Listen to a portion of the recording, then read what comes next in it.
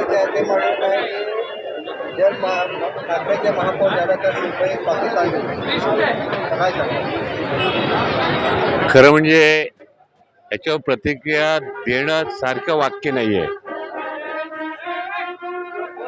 मुंबई महानगरपालिका या महापालिकेला 100 वर्षाहून जास्त वर्ष झालेले. याचा जन्म पण झाला नव्हता अमित साटमचा.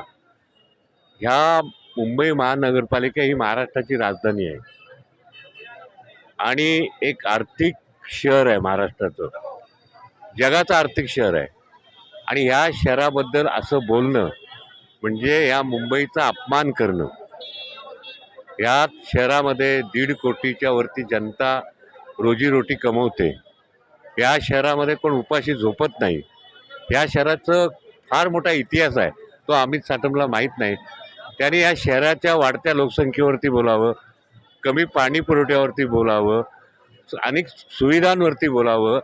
पण त्याने असं पाकिस्तान, खान फान या गोष्टी मला वाटतं मुंबईचा अपमान करणाऱ्या, मुंबईतल्या 1.5 कोटी जनतेचा अपमान करणारी वाक्य आहेत असं मला वाटतं. आता हिंदू मुस्लिम त्याला काय माहिती आहे? हिंदू मुस्लिम लढाई आम्ही केल्यात रस्त्यावरती येऊन. दंगलीच्या काळात कोण होतं? त्यामुळे त्याने उगाच काहीतरी वल्गना करू नये अशी माझी त्यांना विनंती आहे. होणारच. मुंबई आम्ही 25 वर्ष सांभाळले. 90,000 कोटीच्या वरती आम्ही डिपॉझिट केलेले आहेत. सगळ्या सुखसोयी. आज काय BSTची अवस्था आहे. आज लोकांना बस मिळत नाही. 50% BSTची सेवा कमी झालेली आहे.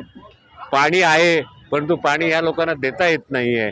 कचऱ्याचा बोजवारा, रस्त्यांचे बोजवारे आणि म्हणजे स्वच्छ चांगलं प्रशासन देण्याचं काम शिवसेना मंचे करेल.